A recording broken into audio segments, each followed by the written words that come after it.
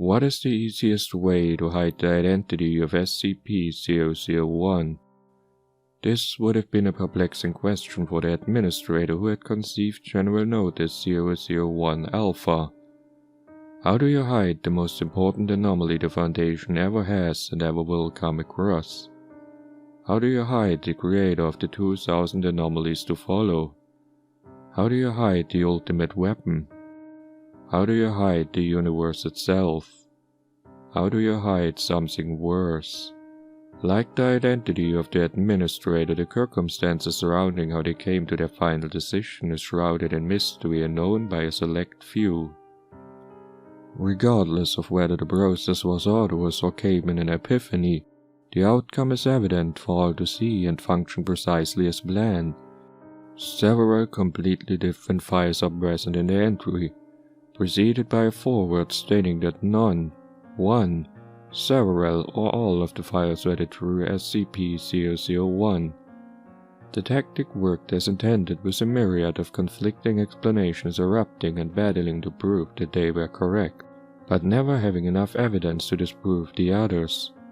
The simplest conclusions were the most common, that there was no true 001, that was simply a ploy utilized by the O5 Council to instill a sense of purpose into the staff of the Foundation, hiding the truth that these anomalies had no source or explanation, or that all the files were the true 001, that by some twist of fate they had devised a method of coexisting somehow. Through all of this, a recurring theme emerged. Very few thought outside of the box. Very few were able to realize the truth. Transcript of audio logs recovered from data expunged. Begin log. Date and time expunged. Alright, this is Frank. Aboard the, what are we calling this thing, David?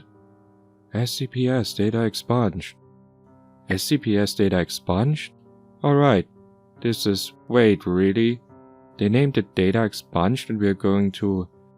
whatever. This is Frank.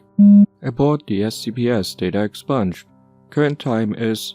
data redacted. And we're about an hour from launch. The overseers have been getting these ships made for quite a while now, and it seems they've decided to send us out to take a look-see at those bits of the universe we can't see yet. I'm, just a record keeper for the strip, so I figured it'd be handy to start my keeping prior to departure.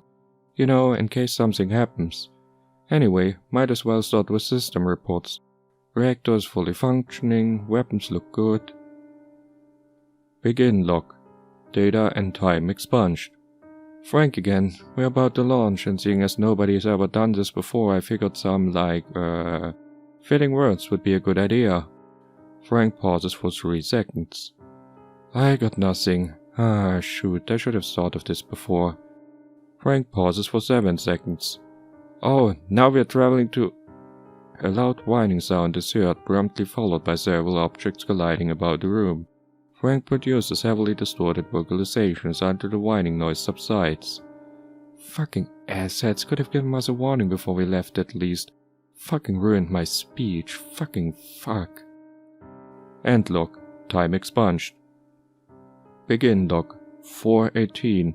18:00:00. First and foremost, since we don't really know what the actual date is on Earth, we've adjusted all the clocks and dates and such so that we're counting up from when we launched. It's currently been 18 days, 4 hours and 19 minutes since we launched. We're still traveling at max throttle, so there's not much to see outside other than darkness, since we're going faster than the speed of light. Much faster. But yeah, we recently passed... Hey David, what's the name of the place we just went past? Messy something? Yeah, but like the closest one. Pardon? Messier 83. Oh right, we've just gone past Messier 83, which is about 15 million light years from Earth. Talk about being far from home. You know, the O5s barely won't appreciate your stupid jokes. This is just note-keeping, not the finished logs. Sheesh, David can be a real hard-ass sometimes. Though, considering he spends most of his time fixing machines, it's kinda understandable. I'll make another log once something more significantly happens. End log. Time expunged. Begin log 2318 240200. Frank here. It's been something like 2 months. Not much has happened other than that we've now passed GNZ11, so we are officially beyond the fear of Earth's telescopes. Oh, and of course we've been taking photos as we went past. There's not much out here, but we can see a few small galaxies spread out here and there.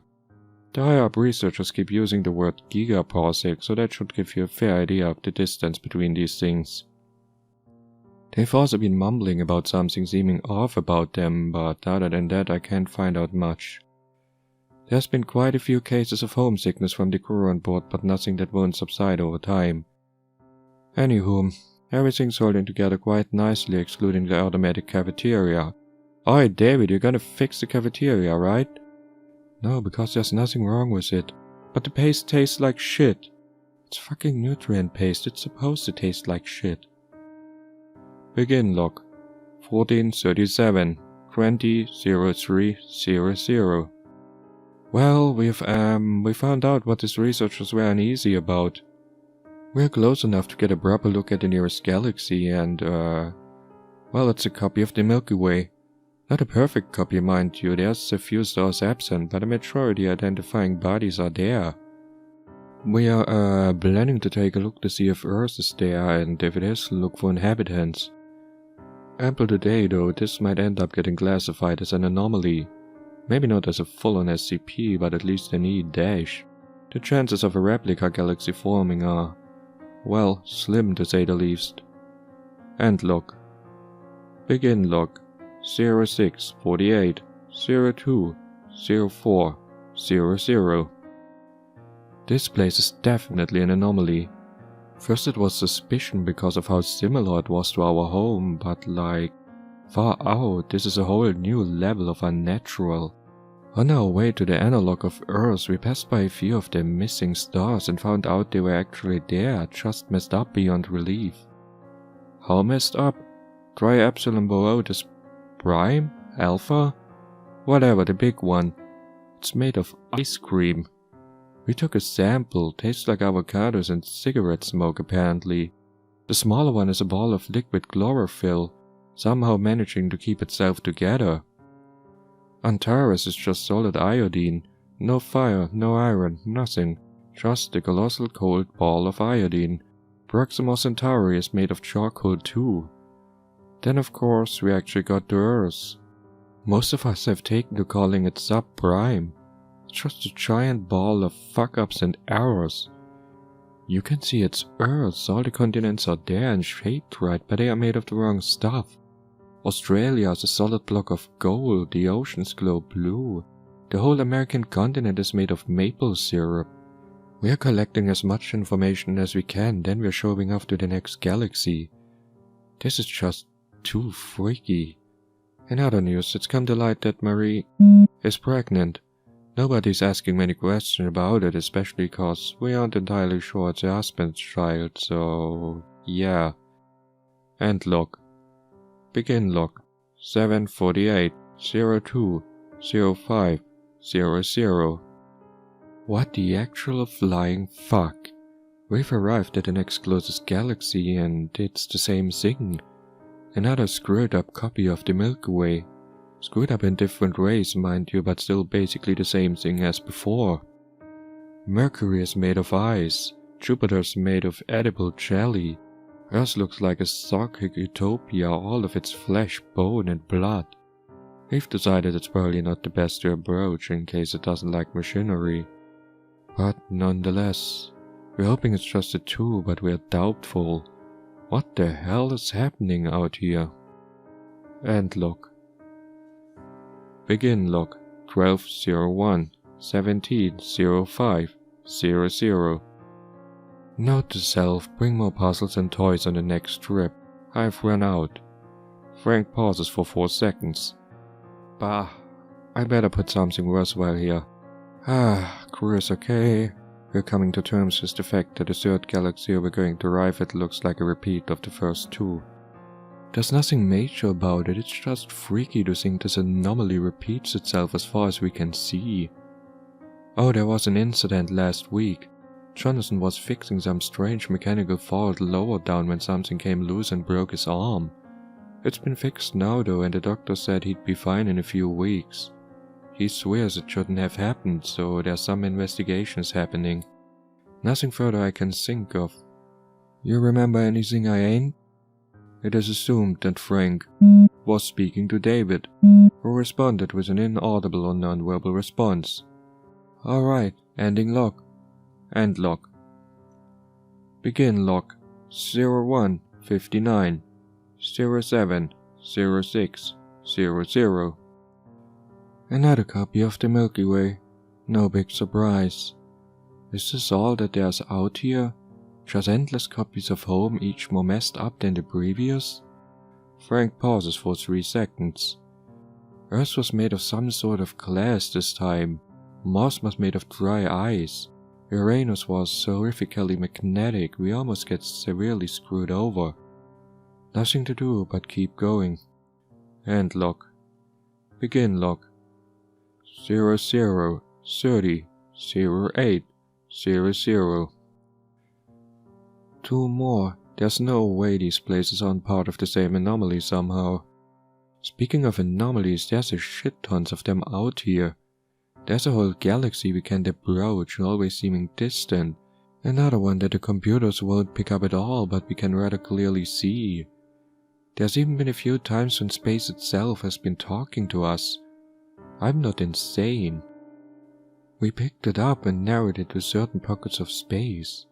There's other times when we suddenly don't have enough power and we'll drift for quite a distance before everything kicks back up again like nothing happened.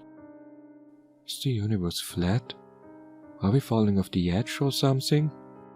Frank pauses for 4 seconds.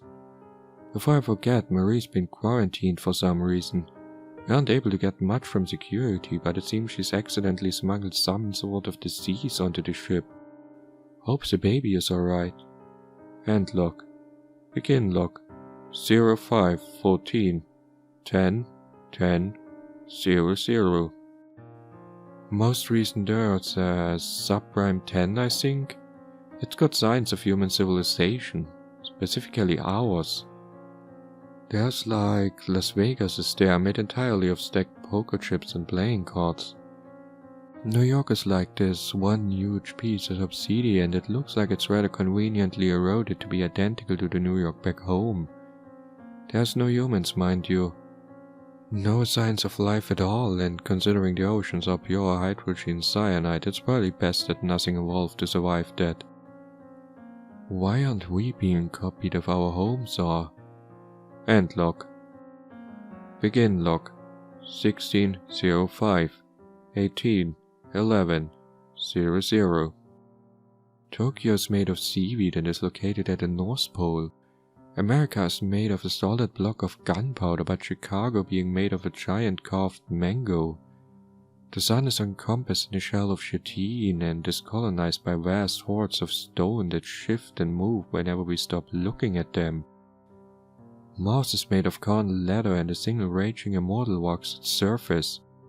Uranus is nothing but a silent lattice of turning gears. There's nothing out here but chaos and anarchy. We're doing a loop to head back home. Security around Marie has been beefed up. 20 guards are all armed to the teeth with assault rifles and grenades. What sort of disease has she contracted? End log. Begin log 23 17 23 12 00. Fuck. This is David. Frank is dead along with most of the crew. Marie gave birth to some fucked up eldritch horror that's been running around and killing everyone it can. I don't think security can handle it. Of all the fucking times for something like this. Fuck. Whatever this place is, keep away. It's a cesspool of anomalies. There's nothing out there but shit replicas of our galaxy, and it just keeps going and going and going. Whatever this place is made of, it sure as hell isn't reality. It just keeps expanding, growing more and more for... David pauses for 2 seconds. Of course. Why wouldn't it with... Data expunged. Outside. Did the overseers already know what we would find? Or did they just want to confirm it? End log. Begin log. 02, 02, 14, 03, 01.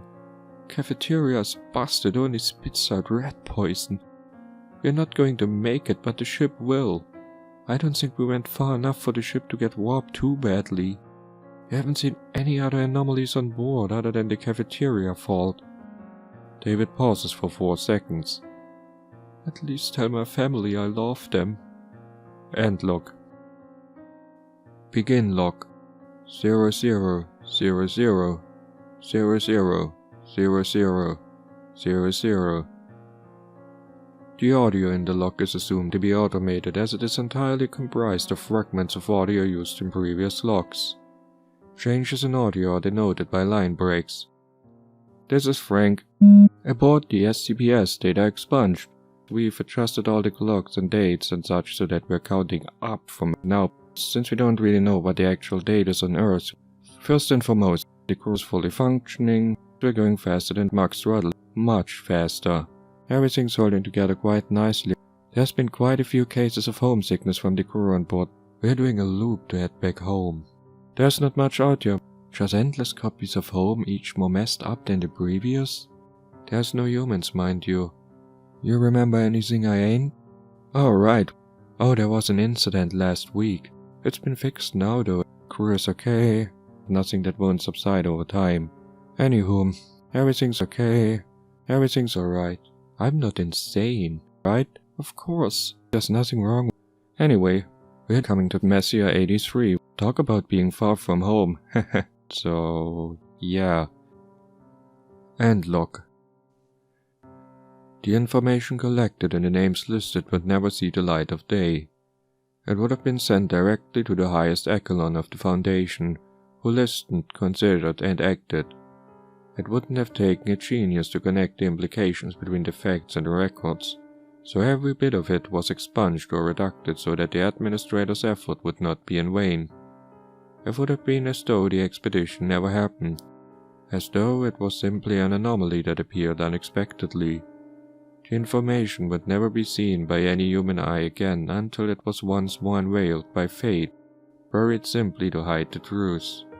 What is the easiest way to hide the identity of SCP-001, the architect of the universe and its infinite hordes of flaws? Don't classify it as SCP-001.